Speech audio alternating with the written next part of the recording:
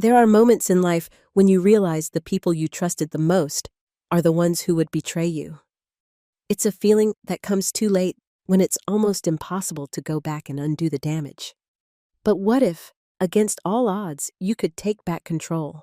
What if you could fight back, not with strength, but with something deeper, something no one saw coming? Let's begin this journey together. Stay tuned, and don't forget to comment where you're watching from.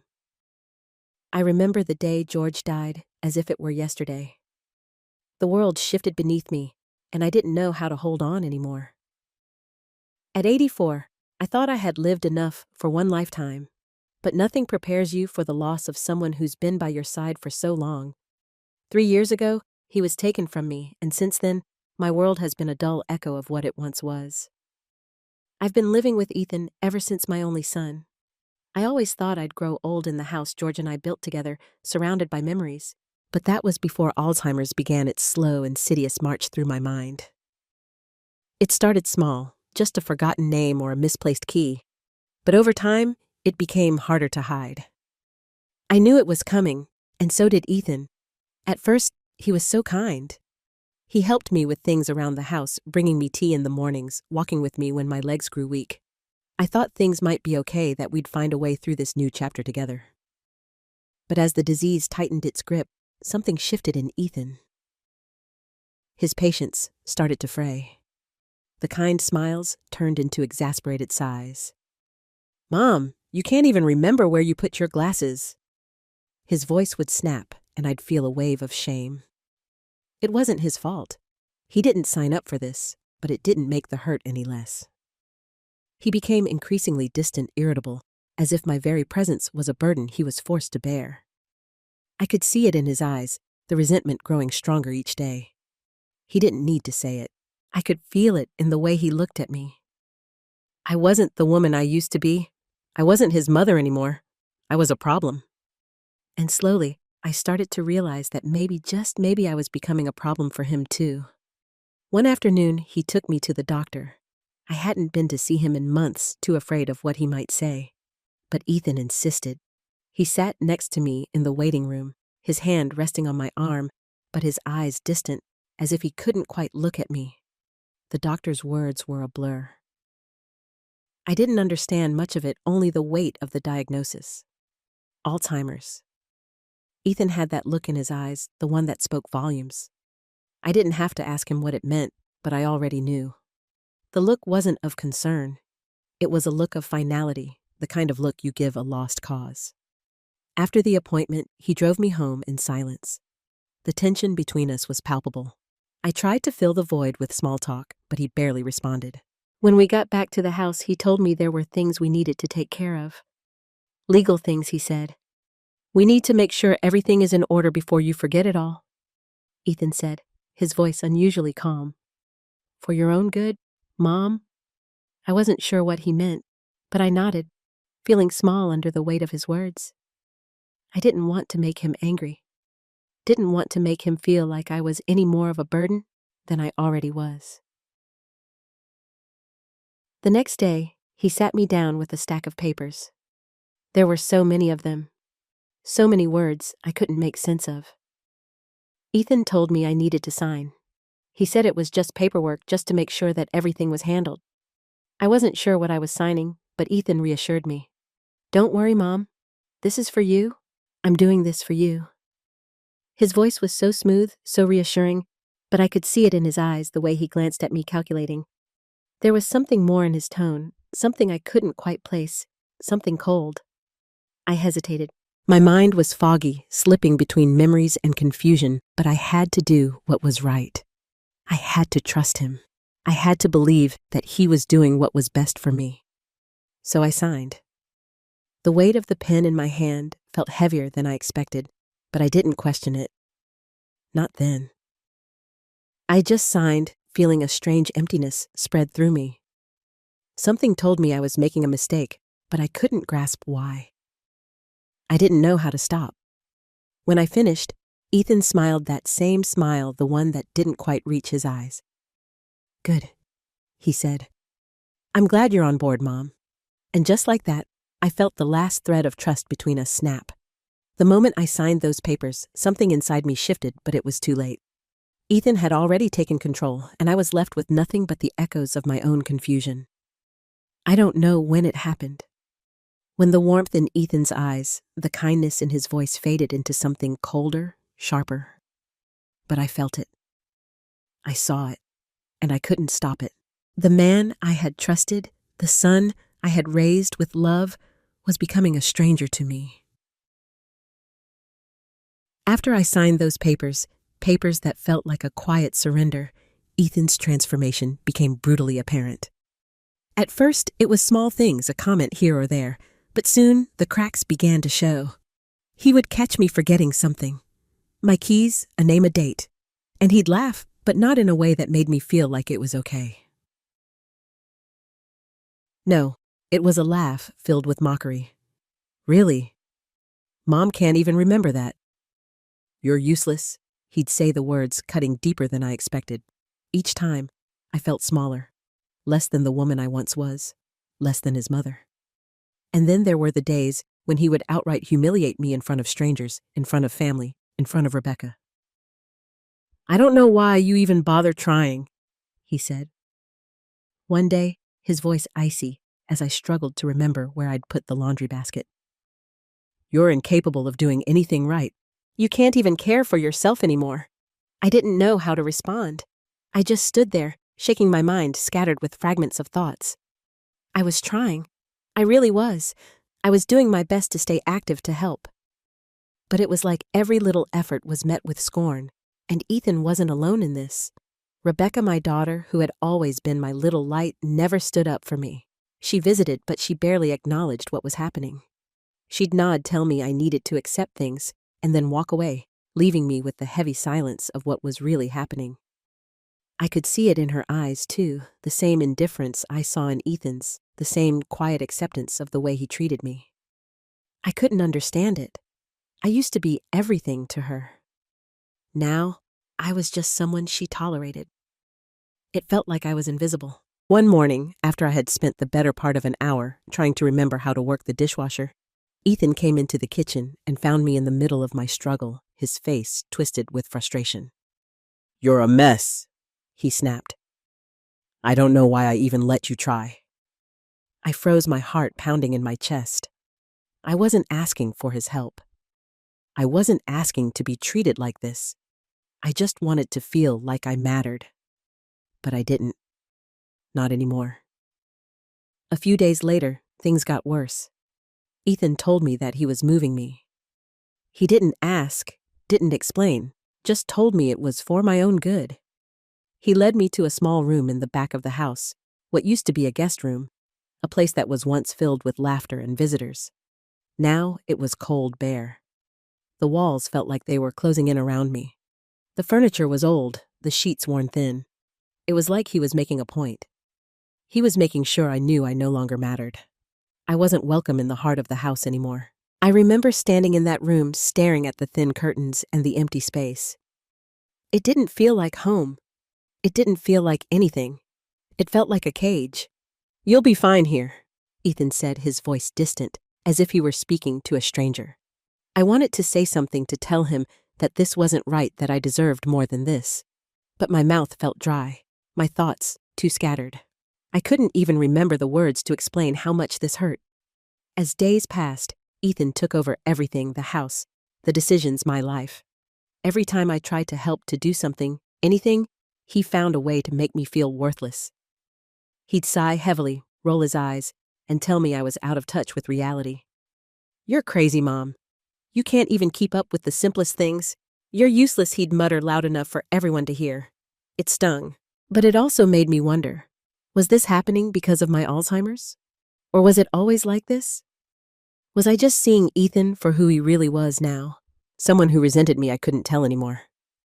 My mind was slipping, and with it I couldn't separate my fears from reality. But something deep down told me that Ethan wasn't just a frustrated son.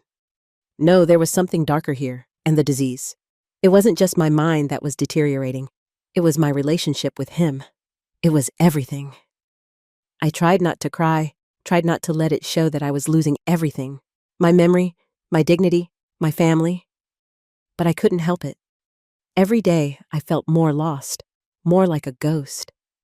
I was living in the shadows of my own life, ignored by the people who should have been my greatest allies. Rebecca came by that weekend. She smiled and gave me a hug, but it felt forced. There was no concern in her eyes, no empathy, just distance. "How are you holding up, Mom?" she asked casually, as if this was all just a normal phase. I tried to answer, but the words caught in my throat. I didn't know how to explain the suffocating feeling that had taken over my life, that no matter how hard I tried, Ethan was slipping away from me. And so was Rebecca.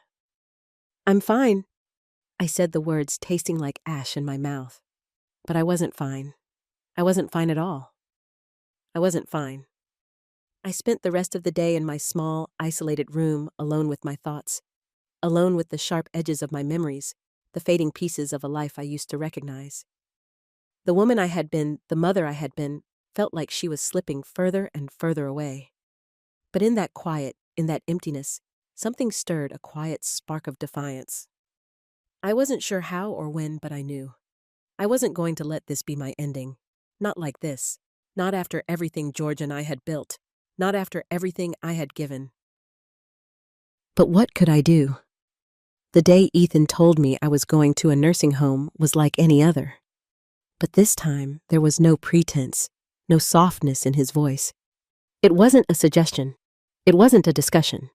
It was a decision. He told me it was for my own good, that I'd be better off somewhere I could get proper care, that I wouldn't be such a burden. He didn't ask how I felt about it. He didn't care. He just told me to pack a bag. And that's what I did. I could feel the numbness taking over my mind, swirling in confusion as I tried to process what was happening. It was all happening too fast. The house I once called home was slipping away piece by piece. The man who was supposed to care for me, my son, was making decisions without even looking back. He drove me there, in silence, a long, cold drive, where I stared out of the window, watching the world pass by like a blur. I could feel a strange sense of dread building in my chest, but I didn't have the strength to fight it. When we arrived, Ethan didn't even walk me inside.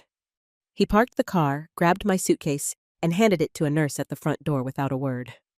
I wanted to say something, to tell him to stop, to ask him to reconsider, but the words caught in my throat. I didn't even know what to say. And then, just like that, he was gone. I watched him walk away, never turning back, never offering a second glance. I was alone. The nursing home was nothing like the life I had known. It was stark cold and smelled of antiseptic. The walls were white, too white. The lighting was harsh like a hospital, but there was nothing comforting about it. The nurses barely looked at me as they led me to a tiny room, one that was too small for a woman who had once lived in a home filled with laughter and warmth. The bed was too hard. The chair in the corner was stiff and uncomfortable. There was no personal touch, no sense of belonging. Everything about this place screamed institutional, and I was just another face in the crowd, another patient, another number. I didn't belong here, but Ethan didn't care. I spent the first few days staring out the small window, watching the world move on without me. I tried to understand why I was here. I wanted to scream, to demand answers, but my voice felt small, insignificant, lost in the silence of the nursing home. The days stretched into weeks, and Ethan's visits never came. He promised he would come by. He said he'd check in on me, but he didn't. I was forgotten.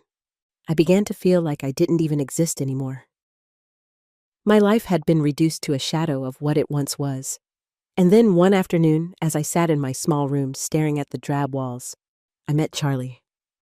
Charlie was an older man, his skin weathered and lined with age.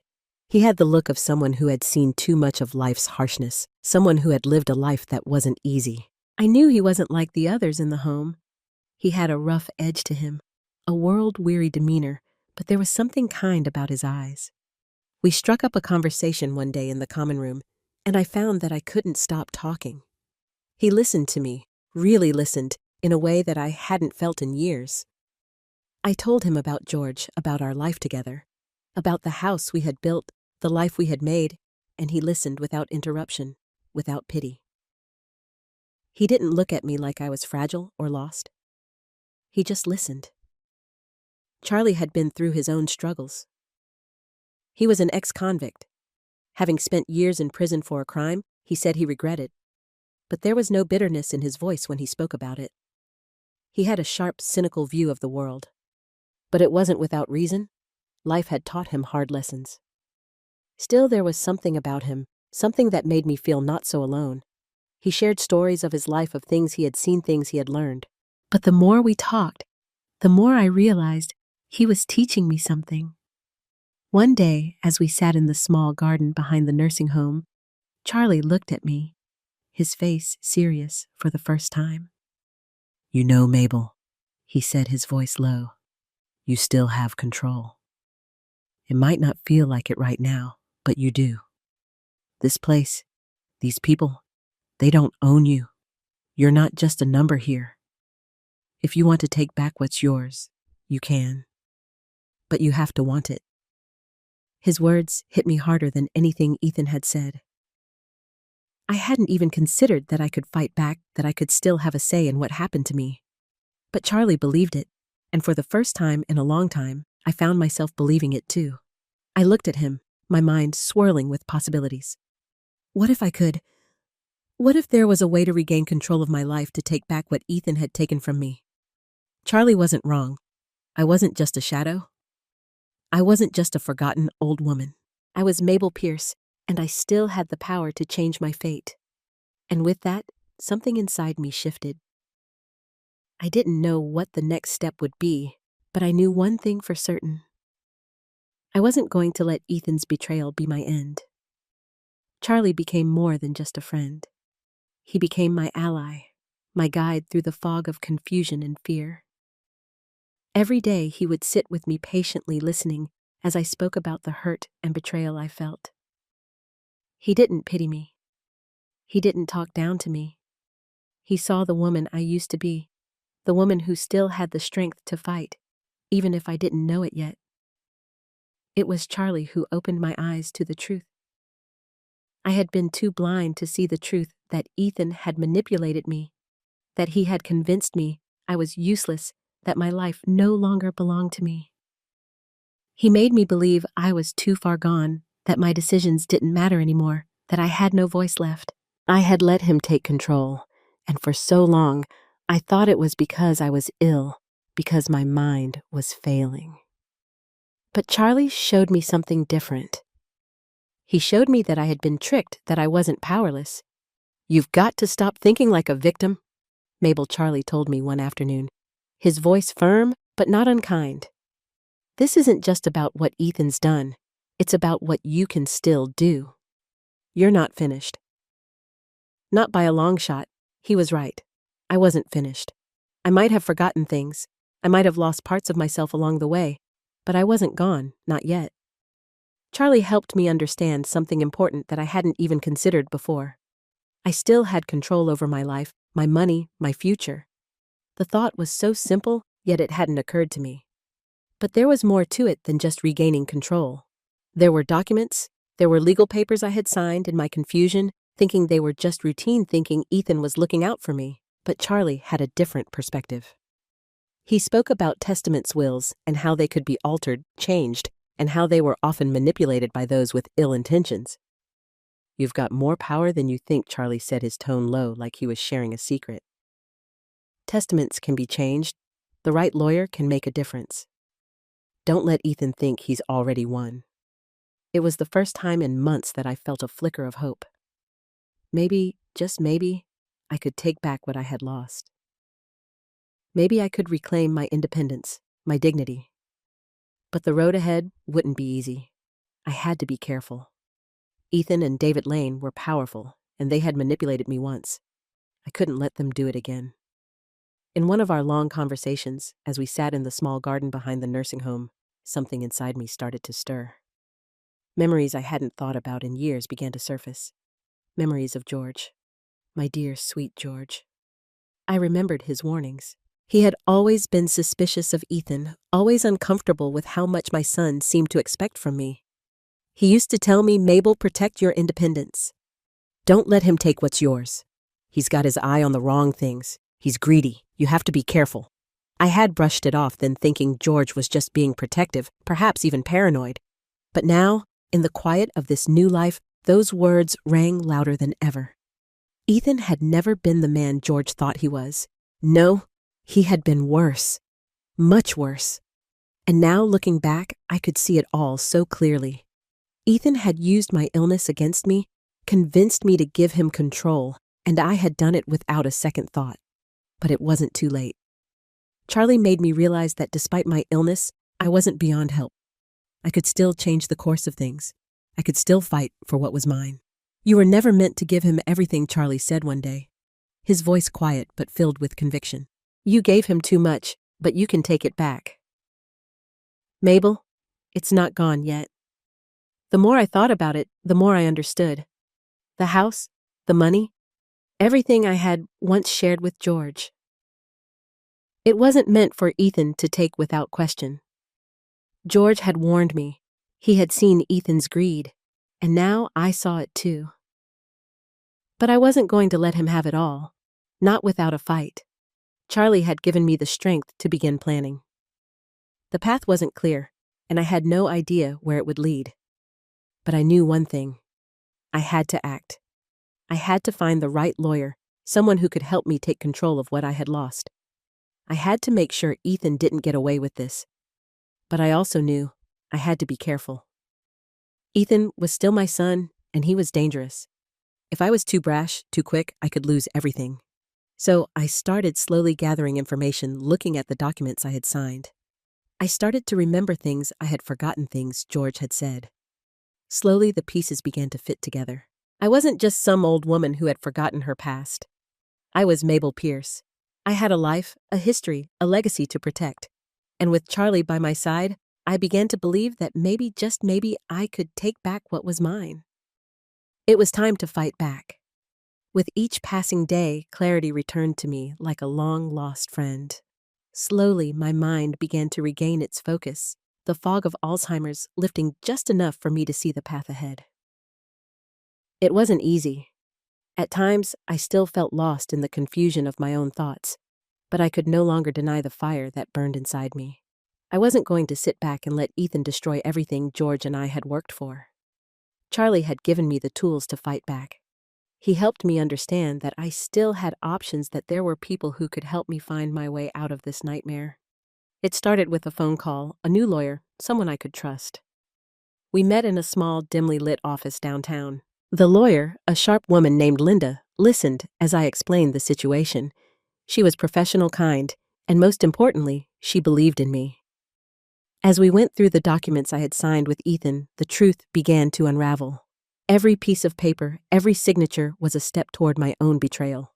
Ethan had manipulated me into transferring everything into his name, while I was none the wiser. But now, with Linda's help, I was starting to see the cracks in his plan. Charlie had been invaluable too. He helped me remember things George had said in the years before his death, conversations that had seemed so trivial back then, warnings George had given me about Ethan's greed and his intentions to control everything we had. George had told me to be careful, that I needed to protect my assets. I'd never listened closely enough, always thinking it was just his protective instincts as a husband. But now I realized how right he had been. I spent hours going through the legal documents, the bank statements, the transfer of assets, and bit by bit, I started piecing together the web of manipulation Ethan had spun. He'd convinced me to sign papers I didn't fully understand, papers that gave him control over everything. But now, with the right help, I could see the lies and the fraud. There were discrepancies, signatures that didn't match, dates that didn't make sense. Ethan must have thought I was too far gone to fight back. He didn't realize that despite the disease, I still had a spark of the woman I once was. A woman who wouldn't stand for being treated like this. As I dug deeper, I found something even more troubling. David Lane, the lawyer who had helped Ethan with all the legalities, wasn't just an innocent bystander. No, he was part of the scheme. He had been helping Ethan cover up everything, falsifying signatures, forging documents, lying about the terms of the will. I hadn't suspected him before, but now, as I looked at the evidence, it was clear. David was as much of a manipulator as Ethan was. Charlie was the one who pointed it out. Ethan isn't the only one you need to worry about. That lawyer of his, David Lane, he's dirty. He's been covering up too much for too long. You need to dig into him. The more I uncovered, the more I realized just how deep the deceit went. David had thought I wouldn't notice. He thought that because I was aging and struggling with my memory, I would just let everything slide. But he was wrong. The day I finally confronted Ethan was one I will never forget. He walked into my room with that same smug expression he had worn for the past few months, believing that I was completely under his thumb. But he wasn't expecting the woman he had once known to be gone, replaced by someone who had a plan. "You're being cruel, Mom," Ethan said, his voice rising with frustration. "I'm the one who's been taking care of you." "You think I'm doing this for me? I'm trying to help you." I let him talk, let him spew his lies. But inside, I was already making my move. I wasn't afraid of him anymore. His threats didn't scare me. "I know exactly what you've been doing, Ethan," I said, my voice calm but firm. "You've manipulated me, you've lied to me, and I'm not going to let it continue." Ethan froze, his face drained of color. For the first time, I saw the panic in his eyes. He hadn't expected me to fight back. He hadn't expected me to wake up from the haze he had created.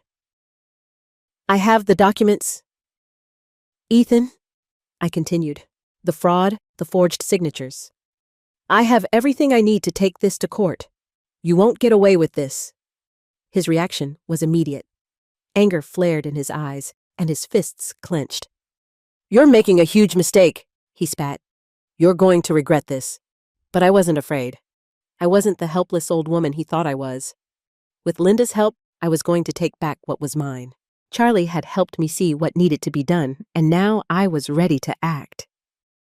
I wasn't just taking back the house, the company, the money. I was taking back my dignity.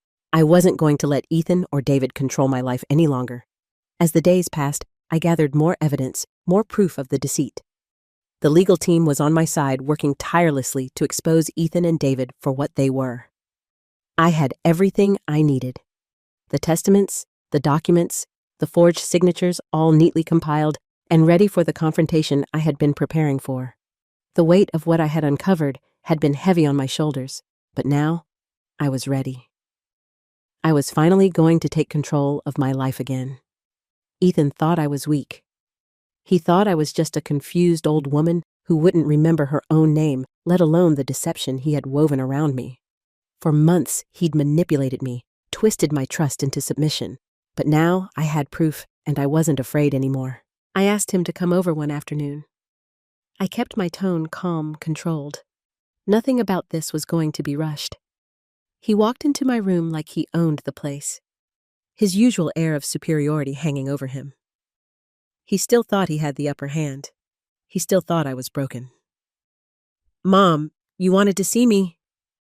He asked, his voice a little too smooth, as if he didn't want to reveal the growing discomfort I could see in his eyes. "Yes," I said, standing up and meeting his gaze. "I have something to show you." I wasn't going to let him make me feel small. I wasn't going to cower under his gaze anymore. I walked over to the desk and pulled out the new will, the one I had worked with my lawyer to draft. My hands were steady as I slid it across the table toward him. His eyes immediately narrowed, but he said nothing. He was waiting for me to speak. "You think you've won?" "Don't you?" I said, my voice low but firm. "You've been taking everything from me, manipulating me, using my own confusion against me." Ethan stood there quiet, but I could see his hands trembling slightly. He thought I was still lost. He thought I was still vulnerable. But this time, I wasn't going to back down. I wasn't going to let him hide behind his lies any longer. "I've seen everything." "Ethan," I continued, my voice stronger now, "the forged signatures, the lies, the manipulation. You thought I was too sick to remember, too far gone to notice what you were doing. But I remember more than you think." I took a deep breath and slid the New Testament across to him, the one that reversed all of his fraudulent actions. His eyes went wide, his confident demeanor cracked. He picked up the document, his hands shaking slightly as he read the words on the paper. His face paled with each line he read, and it was as if the air was sucked from the room. The man who had once been so sure of himself now stood in front of me, suddenly aware that the ground he thought he stood on was crumbling beneath him. "You can't be serious," Ethan finally muttered, his voice faltering. "You're the one who's not serious, Ethan," I said, my voice cold. "You've been playing me for a fool, and I'm done being your pawn." The silence between us was thick with tension. Ethan's eyes flickered between the New Testament and me, a deep, unsettling realization settling in. He had been caught. There was no way out now. "You're wrong," he snapped, trying to regain some semblance of control. "I'm doing all of this for you. You don't understand. I'm just trying to help you. Mom, everything I've done is for your own good, but I wasn't buying it. Not anymore. Stop lying," I said, my voice quiet but cutting. "You didn't do any of this for me. You did it for yourself. You wanted everything, my money, my home, my life. And now you're not going to get away with it. I know what you did, and I'm taking it all back." Ethan took a step back as if the words themselves had physically knocked him. His eyes darted around the room like he was looking for an escape, but he couldn't find one. I didn't mean for it to go this far," he muttered, his voice breaking. "You don't know what it's been like for me. I've been trying to take care of you, trying to help." His words were hollow. His tone, once so confident, was now filled with desperation. He could no longer hide behind his facade of care, not when I had the truth in my hands. David Lane, the lawyer who had helped him, had no place left to hide either. I knew he was just as guilty as Ethan. I knew that as soon as Ethan's manipulation began to unravel, David would be next in line for exposure. I had already started the process of gathering evidence against him, making sure his involvement would come to light. When Ethan's face turned to confusion and panic, I saw his mind racing. "You can't do this," he said, voice shaking. "You'll regret it. You don't know what you're doing." I stood my ground. "I know exactly what I'm doing, and you're not going to control me anymore." Ethan's world crumbled right before him. The humiliation was unmistakable. He realized with a sinking heart that the power he thought he had was slipping away. It wasn't just about money anymore. It wasn't even about the inheritance. It was about control. It was about reclaiming my life, my dignity. And no matter how much he begged, no matter how much he tried to intimidate me, there was no turning back. David Lane, realizing his own role in this scheme was about to be exposed, tried to distance himself from Ethan, but it was too late. The evidence was already in motion. The legal wheels were turning.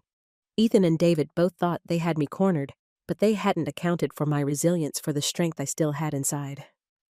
"I'm done with you, Ethan," I said, the words final. "You've lost. Now you'll pay for what you've done." As I watched him walk out, his head hung low, I couldn't help but feel a small sense of triumph. The tables had turned. The game was mine to play now.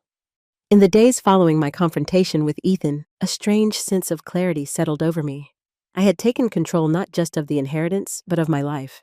I had reclaimed something that had been slipping away from me for so long, and the more I stepped into that newfound power, the more it seemed to fuel me. The legal documents were in my favor. The new will was in place, and I had a team of lawyers working tirelessly to expose Ethan and David for their manipulations. But I knew this was just the beginning. The fight wasn't over, not by a long shot. Charlie was still by my side, helping me navigate the legal maze that had once felt insurmountable. He was more than a friend now. He was my ally, my mentor, in this fight for justice. Together we sifted through the evidence connecting the dots of Ethan and David's fraudulent schemes. With each passing day, the web of lies they had spun unraveled, more exposing the depths of their greed. The investigation was slow, methodical, and it would take time to gather everything we needed. But now, with new legal counsel and unwavering determination, I felt like I had the upper hand.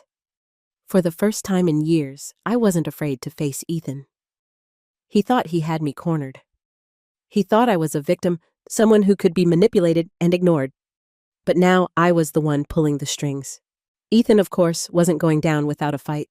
Humiliated by our last confrontation, he retreated into his old tricks, manipulating others, trying to twist the narrative in his favor. He began turning to other members of the family, trying to convince them that I was losing my mind, that I was being cruel and vindictive in my actions. He painted himself as the long-suffering son, the one who had been doing what was best for me, while I fought back against the good he was trying to do. But those who had once sided with him were starting to see through his act. Rebecca, my daughter, was the first to waver. She had always been hesitant, always unsure of where her loyalties should lie. But after hearing the truth, after seeing the evidence of Ethan's deceit, she began to distance herself from him. I could see the guilt in her eyes when we spoke, the way she apologized for not having seen it sooner. "I didn't know, Mom," she said one afternoon, her voice heavy with regret. "I should have known. I'm sorry. I should have stood by you." I could see the weight she was carrying, and I understood it. It wasn't easy to confront the truth, especially when it meant going against your own flesh and blood. But seeing her finally acknowledge the wrongs Ethan had done to me was a small victory in itself. It wasn't just about the inheritance. It was about family trust and the realization that betrayal had been hiding right in front of us all along. As the truth began to spread, the family started to see Ethan for what he truly was. The carefully constructed image of the dutiful son started to crack, and the whispers began. They began to question his motives, his actions, and his words. The more they learned, the more Ethan's betrayal became undeniable. And as the pieces of the puzzle fell into place, I could finally stand tall. I was no longer the forgotten mother in the back of the house. I was no longer the victim of Ethan's manipulations. I was Mabel Pierce, a woman who had fought for her rights, who had found the strength to stand up for herself when the world seemed determined to knock her down. And I wasn't going to let Ethan or anyone else take that away from me. With the help of my lawyer, I began to restore my position legally. I wasn't just regaining control over my assets. I was reasserting my dignity, my independence, and my place in this world.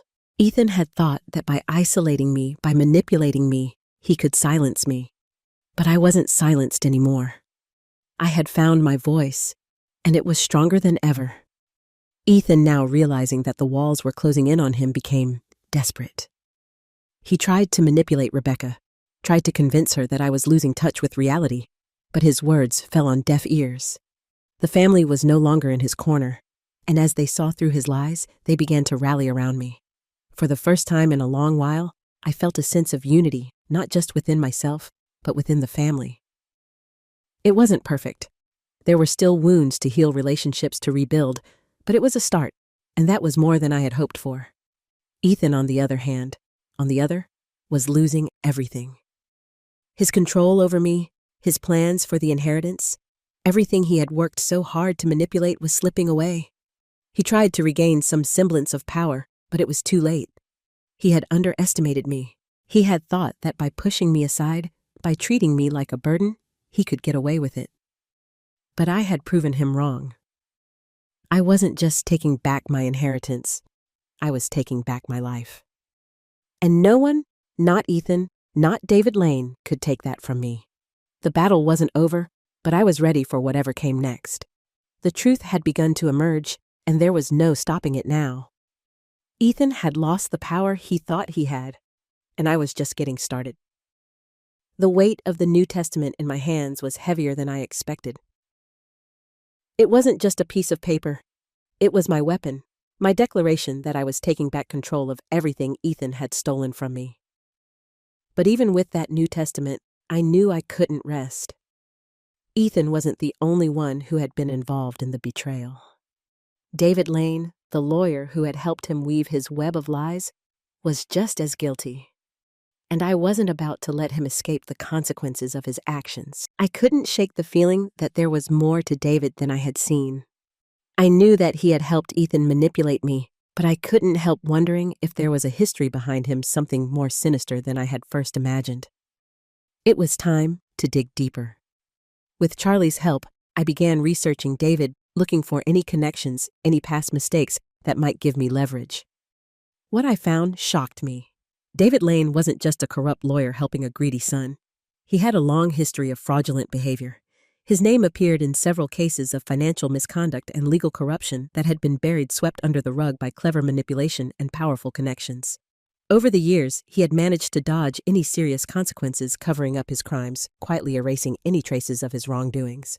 But nothing stays hidden forever, especially not when someone is determined to uncover the truth. I couldn't believe it at first, but the more I dug, the more I found. He had been involved in multiple fraudulent cases, using his position to manipulate wills, embezzle money, and cheat people out of their inheritances. It wasn't just me that he had taken advantage of. It was countless others, their voices silenced by his carefully crafted lies. I had been just one in a long line of victims, but I wasn't going to be silenced. Not anymore. I wasn't just fighting for my inheritance. I was fighting to make sure David and Ethan couldn't hurt anyone else. With Charlie at my side, I began gathering evidence against David. We approached the right authorities, knowing that this wasn't going to be easy, but that it had to be done. It was the only way to ensure that Ethan and David would face the consequences of their actions. Charlie was invaluable during this time. His experience, his knowledge of people who operated in the shadows, gave me the tools I needed to build a case. We started compiling everything: old court records, testimonies from people who had been wronged by David, financial documents that proved the extent of his manipulations. Each piece of evidence brought us closer to exposing him for who he truly was. But it wasn't just about the legal battle. It was about taking back the power they had stolen from me. I had spent too long feeling helpless, too long letting them control my life. But now, with every piece of evidence I uncovered, I could feel the balance shifting in my favor. Meanwhile, Ethan was growing more desperate by the day. His pride had been shattered by my confrontation, and he could sense that the walls were closing in. He tried to manipulate other members of the family again, spreading lies about me, making up excuses for his actions. But it was clear the support he once had was slipping away. His desperation made him more reckless, and as the truth began to emerge, he was losing more ground with every passing day. Rebecca, too, was coming around. It wasn't easy for her. She had spent so long torn between loyalty to her brother and the realization of what he had done to me. But now, as the evidence against him mounted, she couldn't deny the truth any longer.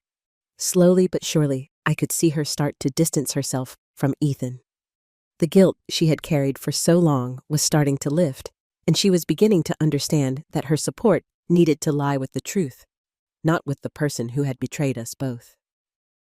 In many ways, the battle for my inheritance had become a battle for my family. I wasn't just fighting for money or property anymore. I was fighting to restore the bonds that had been broken, to prove to Rebecca that she didn't need to carry the weight of her brother's lies, to show her that in the end, family isn't about blind loyalty. It's about honesty, trust, and standing up for what's right. David, meanwhile, was starting to feel the pressure. The authorities had begun their investigations, and it was only a matter of time before his past caught up with him. He had thought he could walk away unscathed, but now he could see that there were people who weren't going to let him get away with his crimes. He was isolated, cornered. His connections were no longer enough to protect him. The more I exposed, the more I manipulated the situations to my advantage. Every new piece of evidence was another nail in Ethan and David's coffins. They hadn't expected me to be a threat. They hadn't expected me to rise from the ashes to fight back when they thought I had nothing left. But I had learned from George's warnings and from everything I had been through that the real power lies in not giving up, even when the world wants to push you down. I wasn't going to stop, not until both Ethan and David paid for their betrayal. The final pieces were falling into place. The truth was out there, and the people who had tried to silence me, who had taken advantage of my vulnerability, were going to answer for what they had done. And for the first time in years, I could breathe freely again, knowing that justice was finally within reach. The tension between Ethan and me had been building for months, each day, a step closer to the inevitable. I had played my hand carefully, each move calculated. But now, it was time for the final blow. I had gathered all the pieces, and I wasn't about to let him get away with the mess he'd made of my life. The truth was out, and I wasn't hiding from it anymore. It all came to a head during a family meeting when Ethan had insisted on convinced he could still manipulate everyone into thinking he was the victim. He had convinced himself that I was just a confused old woman, someone to be pitied, but today, he would see just how wrong he was. Rebecca, my daughter, had been torn for so long. I knew that. I could see the guilt in her eyes, the way she had tried to stay neutral for as long as she could.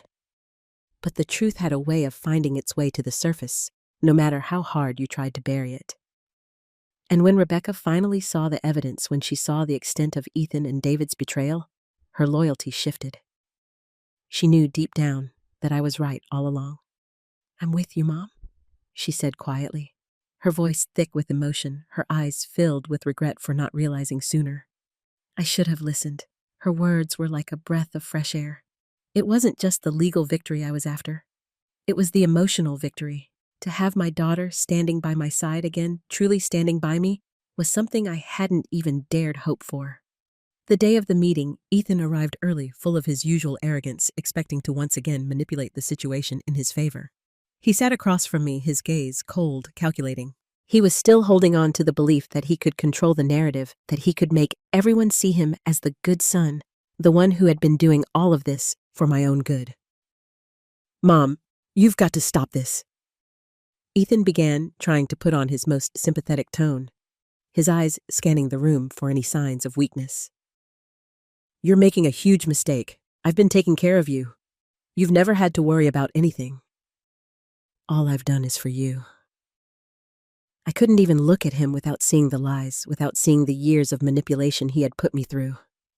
The words he was speaking now were the same ones he had been saying for months, but they were falling flat. I wasn't listening anymore. It was time to end this once and for all. I stood up calm and steady, the papers I had been carefully organizing placed firmly in my hands. The silence in the room was deafening, and I could feel all eyes on me waiting. "I know exactly what you've done, Ethan," I said, my voice strong, unwavering. "I know about the fraud, the forged documents, the way you've been manipulating me and the family for months. You've taken advantage of my illness, and you've lied, cheated, and stolen everything you could from me." Ethan's face shifted, the mask slipping, replaced by panic. "What are you talking about? You don't know what you're saying." "I know exactly what I'm saying," I replied, stepping forward, letting the weight of the truth sink in. I pulled out the evidence documents, contracts, letters, all the proof I had gathered. "You've been planning this from the start, you and David Lane. This wasn't about caring for me. This was about taking everything I've worked for. You wanted my house, my business, my money, and you thought I wouldn't remember, that I wouldn't see through your lies." The room was still, and for a moment I thought Ethan might crumble. His arrogance had turned into fear. He looked around, searching for support, but there was none. His eyes flickered to Rebecca, as if pleading with her, but she wasn't looking at him the way she used to. She wasn't the daughter who blindly believed him anymore. She was the woman who had seen the truth, and the truth was that Ethan had betrayed us both. "No," Ethan said, his voice trembling. "No, you don't understand. I was doing what was best for you. All I've done is for you." "You're wrong. You're wrong."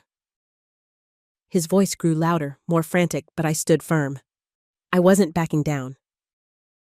"Stop," I said, cutting him off. "You don't get to lie to me anymore. You don't get to manipulate anyone in this family again. You lost Ethan. The truth is out." I turned to Rebecca, her face pale with emotion. "You don't have to stand by him anymore," I said softly. "You don't have to feel guilty for not seeing it before. This is his doing, and now it's over." Ethan's frustration boiled over. He stood up, fists clenched, his face red with rage. "You're making a mistake, Mom. You'll regret this." I didn't flinch. I didn't look away. I was ready for this. "You don't get to intimidate me anymore," I said, my voice steady, calm. "You don't control me. Not anymore."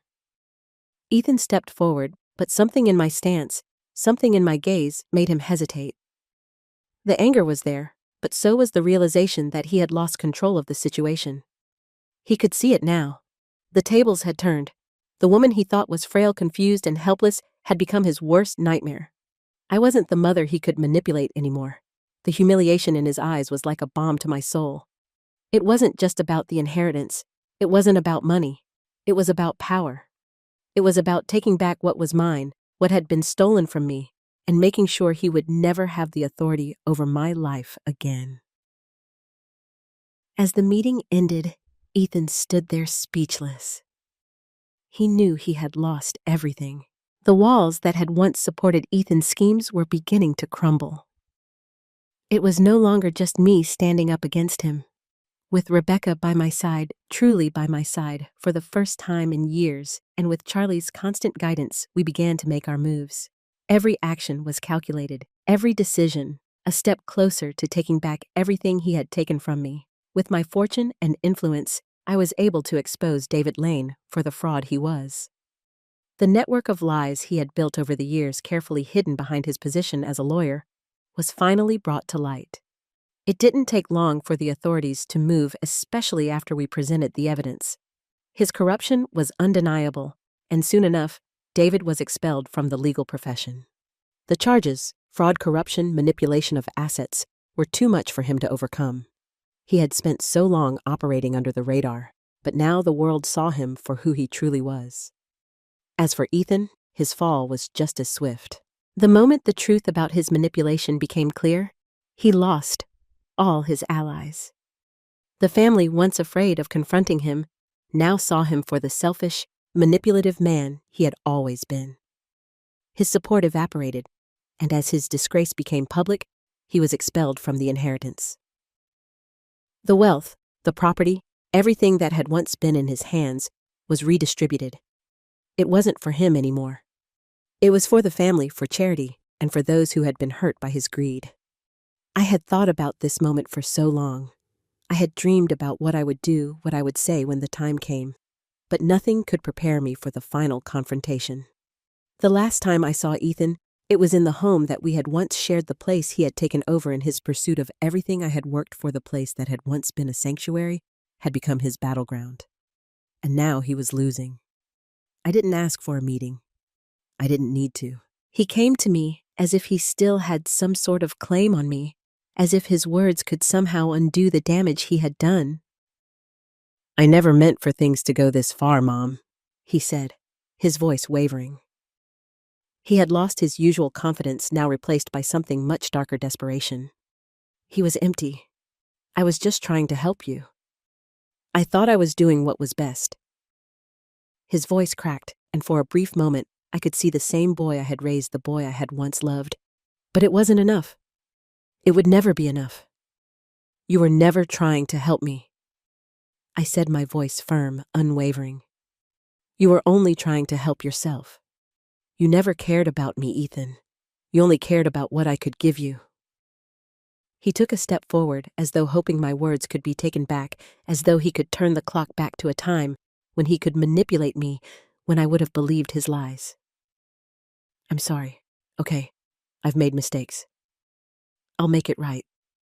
Please." He begged, his voice now a whisper. His eyes were wide, desperate. "I can fix this. Just please forgive me." It was pathetic. The same man who had used my confusion against me, who had played me for a fool, was now begging for my forgiveness. But I had learned something in this battle for control. I had learned that forgiveness wasn't something he deserved. It wasn't something that could erase what he had done. "You don't deserve my forgiveness," I said, my voice colder than it had ever been. "You don't deserve anything from me. You've taken everything, my trust, my love, my life, and used it for your own gain. You think you can just say sorry and expect it all to be forgotten? You can't. You've crossed a line, Ethan, and you can't come back from it." He staggered back, his face filled with disbelief. But I wasn't finished. "You've lost. All of it. The inheritance, the money, the family, everything you thought you had. It's gone. And I'm done. You're done." I felt the weight of the words in my chest, but they felt good. They felt like a finality I had been waiting for. I wasn't just taking back what was mine. I was finally freeing myself from the grip he had held over me for so long. He stood there frozen, as if hoping that I would say something to take it all back. But I couldn't. I had given him every chance. I had loved him, tried to protect him, tried to believe in him, but he had shown me who he really was, and that man didn't deserve a place in my life. I turned away from him, walking towards the door, and when I looked back one last time, I saw him standing there defeated. He had lost everything, and I was done. "Goodbye, Ethan," I said, my voice steady. "Don't ever come back." The silence in the room after I left felt deafening. But it wasn't a silence of regret. It was a silence of closure. For the first time in years, I felt truly free. Ethan was no longer a part of my life. The man who had manipulated me, who had tried to control me, was gone. And I was finally taking back what was mine. I was done. The battle was over. And I had won. With Ethan and David's downfall complete, Mabel was finally free to embrace the life she had fought so hard to reclaim. No longer trapped in the shadows of her past, she began to take control in every sense. Her inheritance was hers again, and with that came a new sense of purpose. The once sterile walls of the nursing home were replaced by a home that reflected her true self, warm, inviting, and full of life. The fog of confusion from the Alzheimer's seemed to clear a little more each day, and for the first time in years, Mabel felt in control of her destiny. Charlie remained by her side, a loyal friend who had helped her navigate the darkest of times. Together, they had built a foundation, a cause that would help the elderly who had been neglected and forgotten just as she once had been. With her restored fortune, Mabel poured her energy into this foundation, offering support to those who had been ignored by their families or cast aside due to age. It wasn't just about money. It was about compassion, empathy, and fighting for those whose voices had been silenced. Mabel also took the time to rebuild her relationship with Rebecca. The rift that had grown between them had finally healed. Rebecca now understood her mother's choices, the strength it took to stand up to Ethan and David. There were no more secrets, no more guilt hanging over them. As mother and daughter, they forged a bond stronger than ever, united not just by blood, but by the shared experience of overcoming betrayal and injustice. Ethan, now a shadow of the man he had once been, no longer had any power over Mabel. The lies he had told, the manipulations he had orchestrated, everything had been exposed. He was left with nothing, stripped of his wealth, his influence, and most of all, his dignity. His attempts to gain sympathy fell on deaf ears as the family saw him for what he truly was. Mabel, however, stood tall, a woman who had taken back her life, and in doing so, had dismantled the legacy of deceit that Ethan and David had tried to build. As the dust settled, Mabel's life began to take on a new rhythm. She found peace not in the fortune she had recovered, but in the wisdom she had gained through it all. Her experiences became a source of strength, and she used them to help others. Mabel became a respected figure not just for her wealth, but for her resilience, her ability to rise above the circumstances that had nearly broken her. She began giving lectures on topics that had once seemed distant to her, on estate fraud, elder abuse, and empowerment for the elderly. She shared her story with anyone who would listen, determined to make sure that what happened to her wouldn't happen to anyone else. She spoke not from a place of bitterness, but from a place of deep understanding, because she had lived through it and she had come out the other side stronger than ever. The final scene of Mabel's story unfolded at a charity event, a celebration of everything she had built. Standing beside her daughter Rebecca and her loyal friend Charlie, Mabel smiled with pride. Her journey was not just one of survival, but of triumph. She had taken back her life, but more than that. She had built a legacy of giving back, of showing others that no matter the circumstances, you could always rise. In the end, Mabel's greatest victory wasn't the financial restitution or the defeat of Ethan and David. It was the emotional freedom she had gained, the strength she had found in herself, and the way she had transformed her pain into something that would help others. Her story would be remembered not for the injustice she had endured, but for the incredible strength and grace with which she had overcome it. Mabel had become the woman she was always meant to be, a woman who would never be silenced, who would always stand tall and who would use her story to light the way for others. And in doing so, she had finally found peace. Thanks for listening. Don't forget to subscribe and feel free to share your story in the comments. Your voice matters.